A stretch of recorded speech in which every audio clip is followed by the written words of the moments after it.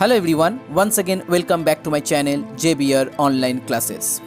Subscribe my channel and press the bell icon for the latest update. You can also visit our website for the others chapter. The website link is in your description box.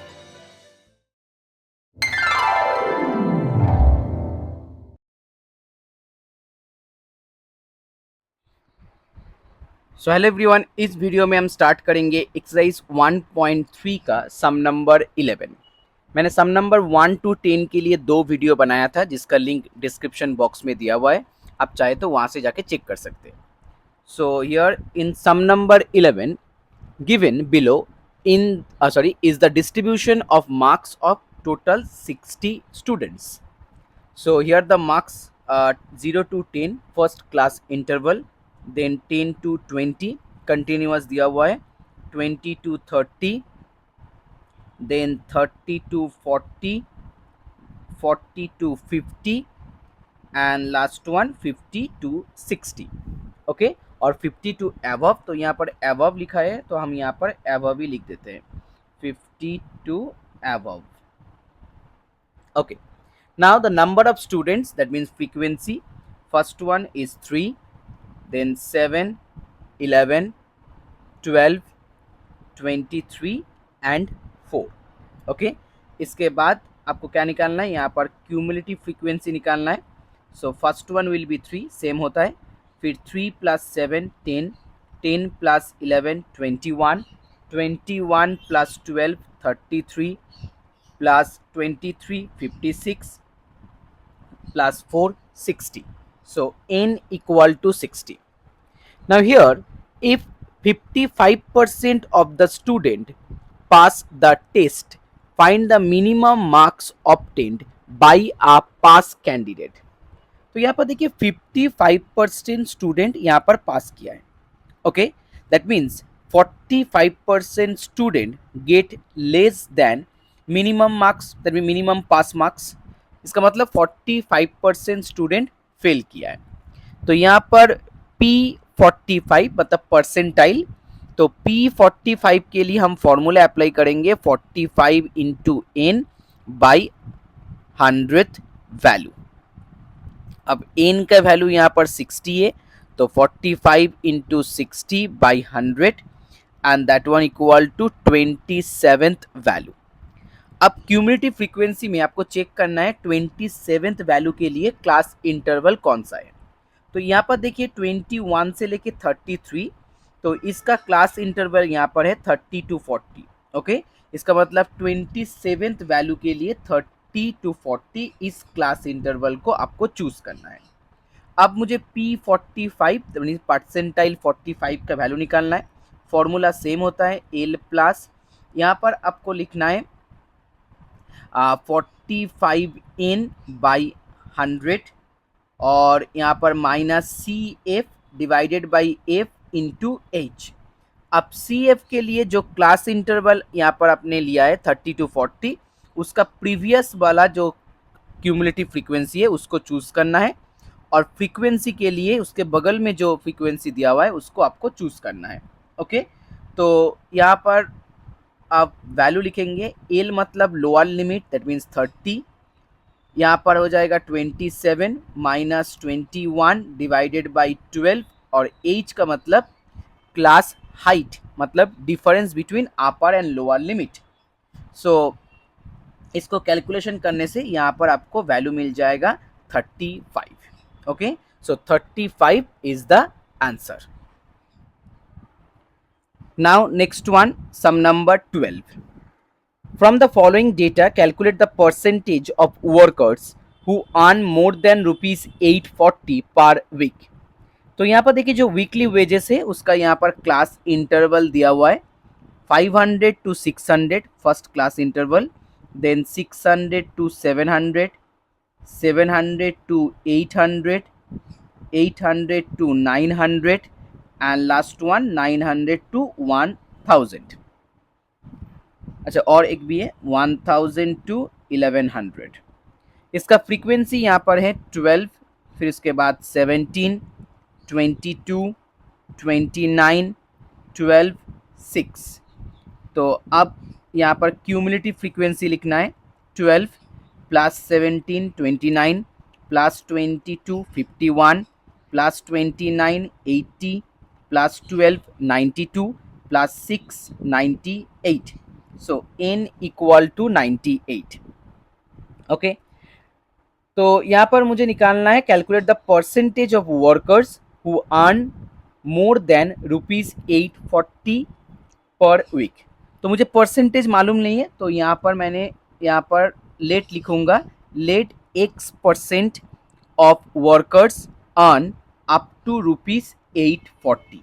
Okay, let x% workers earn up to ₹840. इसका मतलब x का value मुझे मालूम नहीं है. x equal to 840, n का value यहाँ पर 98 दिया हुआ है.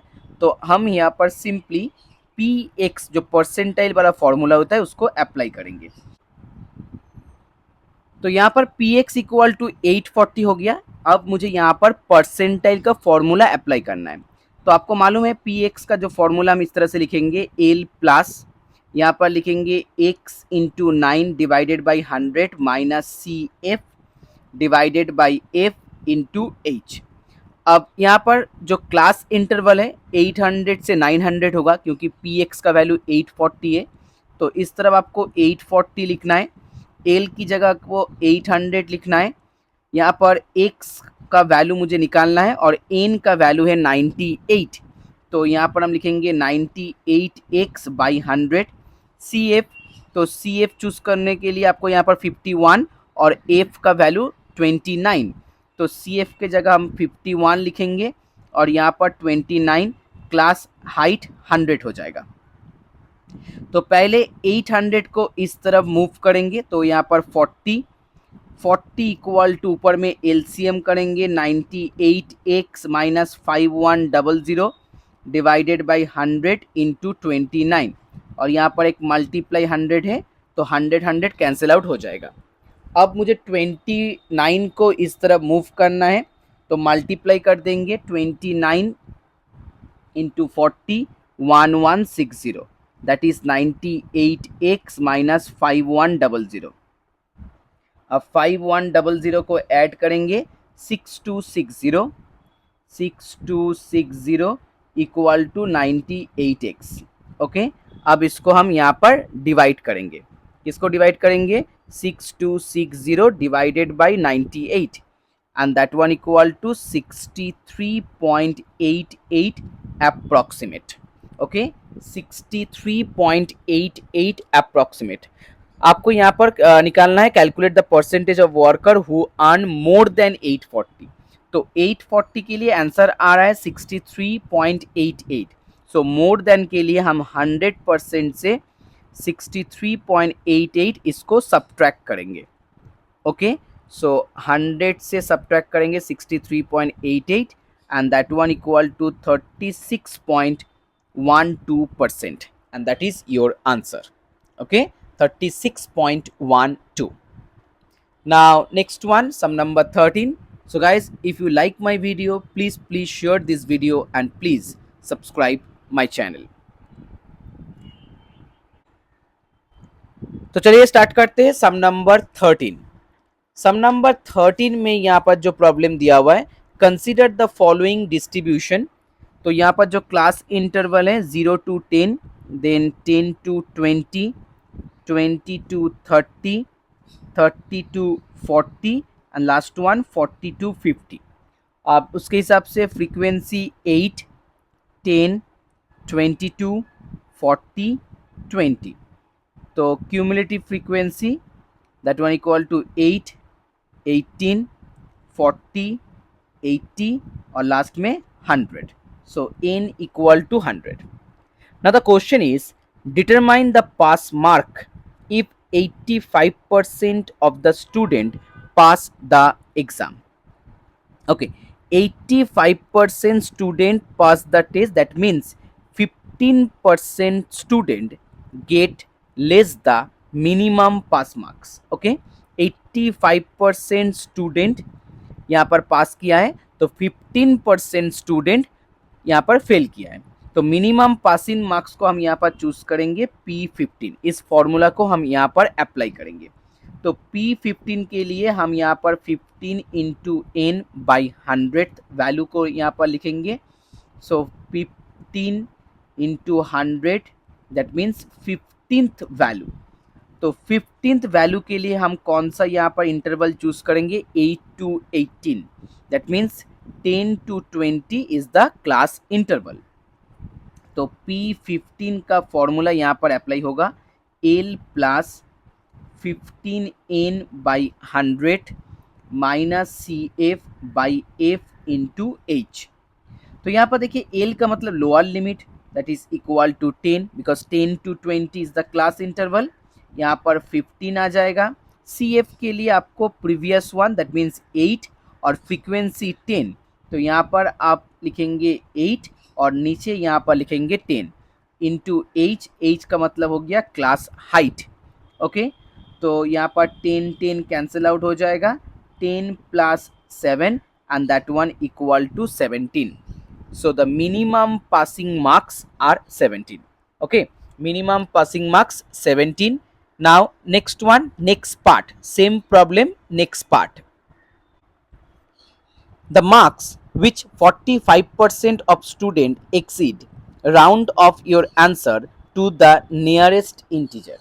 अच्छा, तो यहाँ पर 45% स्टूडेंट एक्सिट, तो यहाँ पर हम 100 से 45 को सब्ट्रैक्ट करेंगे। सो P55 इसका फॉर्मूला यहाँ पर अप्लाई करेंगे। तो पहले यहाँ पर चेक कर लेंगे P55 के लिए कौन सा वैल्यू है। सो 55 वैल्यू, तो इसका मतलब 40 से लेके 80 तक, तो यहाँ पर हम इंटरवल चूज करेंगे 30 टू 40। ओके, सो 30 टू 40 के लिए लोअर लिमिट यहाँ पर आ जाएगा 30, फिर लोअर लिमिट के बाद यहाँ पर 55, आप क्यूमुलेटिव फ्रीक्वेंसी के लिए यहाँ पर 40 और फ्रीक्वेंसी भी यहाँ पर 40 आ जाएगा। So 55 minus 40 divided by 40 into H मतलब 10, so that one equal to 30 plus यहाँ पर 5 115 बाई 4। ओके, सो 15 बाई 4 को पहले डेसिमल में कन्वर्ट करेंगे, 3.75 प्लस 30 दैट इज 33.75। ओके, 33.75, इसको राउंड ऑफ करेंगे तो राउंड ऑफ करने के बाद 34 आंसर आ जाएगा। Okay, so 34 is the answer. Now the last one, question number 14। In question number 14, given below is the distribution of daily earning of 60 workers. तो first one year more than 240, अब more than 240, फिर more than 210, more than 180। तो इस तरह का जो problem आपके पास है, जो मोर देन का प्रॉब्लम है, इसको बैक साइड से करना है। जैसे मान लीजिए लास्ट वन यहाँ पर दिया हुआ है मोर देन 60 और उसके आगे वाला मोर देन 90, तो हम लास्ट से स्टार्ट करेंगे। पहले हम लिखेंगे 60 टू 90, फिर 90 के आगे दिया हुआ है 120, तो इसको लिखेंगे 90 टू 120, 120 के आगे है 150, तो 120 टू 150, फिर 150 टू 180, फिर next one 180 to 210 and last one 210 to 240। तो जब भी क्वेश्चन में मोर देन ऐसा यूज किया हुआ है तो उसको आपको बैक साइड से स्टार्ट करना है। अच्छा, नाउ नेक्स्ट वन, मुझे यहाँ पर फ्रीक्वेंसी लिखना है। पर फ्रीक्वेंसी लिखने का एक अलग सा तरीका होता है यहाँ पर। जैसे मान लीजिए मैंने यहाँ पर जो लिखा हुआ है more than 240 rupees, number of workers 0, तो इसीलिए यहाँ पर हम लिखेंगे। अच्छा, और एक इंटरवल आपको यहाँ पर ऐड करना होगा, मोर देन 240, इसका मतलब 240 एंड अबव। ओके, अब थोड़ा सा चेंज कर लीजिए, क्लास इंटरवल में मोर देन 240 अबव होगा, जहाँ पर आपको 0 लिखना है। फिर उसके आगे वाला 4 है, तो 4 minus 0 that one equal to 4। Now next 27 दिया हुआ है, so 27 minus 4 that one equal to 23। जैसे क्यूमुलेटिव फ्रीक्वेंसी में आप एक के बाद एक ऐड करते हैं, यहाँ पर आपको बैक साइड से एक के बाद एक सब्ट्रैक्ट करना होगा। तो यहाँ पर दिया है 39, so 39 minus 27 and that one equal to 12। Next one 50, 50 minus 39, that one equal to 11. After that 57 minus 50, that one equal to 7. और यहाँ पर 60 minus 57, that one equal to 3. तो आपका फ्रीक्वेंसी यहाँ पर आ गया. अब क्यूमुलेटिव फ्रीक्वेंसी को इस तरह से आप लिख सकते हैं 3, 10, 21, 33, 56, 56 देन 60 और यहाँ पर भी 60 आ जाएगा. 60 plus 0 60. So that one equal to n. If 55% of the workers fulfill their requirements, find the minimum daily earnings to meet the requirement of the worker. अब देखिए 55% हो गया, तो इसका मतलब हम 100 से 55 को सब्ट्रैक्ट करेंगे और P45 का वैल्यू निकालेंगे. तो P45 के लिए यहाँ पर 45 इंटू n मतलब 60 डिवाइडेड बाई 100th वैल्यू. तो इस वैल्यू के लिए यहाँ पर देखिए कितना आंसर है, 27th वैल्यू आ रहा है. अब 27 के लिए 21 to 33, दैट मीन्स 150 to 180 इस इंटरवल को चूज करना है. तो यहाँ पर P45 का जो फॉर्मूला होता है L मतलब लोअर लिमिट, उसके बाद यहाँ पर 27 माइनस क्यूमुलेटिव फ्रीक्वेंसी, यहाँ पर देखिए 21 दिया हुआ है, फ्रीक्वेंसी 12, तो यहाँ पर अब लिखेंगे 21 बाई 12 इंटू h मतलब class height and that is 30. 180 minus 150, that one equal to 30. Okay, तो 150 प्लस इसको यहाँ पर कैलकुलेट करेंगे. जैसे ऊपर में 27 माइनस 21, सो 6 दिया हुआ है, सो 6 बाई 12 मतलब हाफ इंटू 30, सो यहाँ से आपको 15 मिल गया, 165. सो 165 इज द आंसर.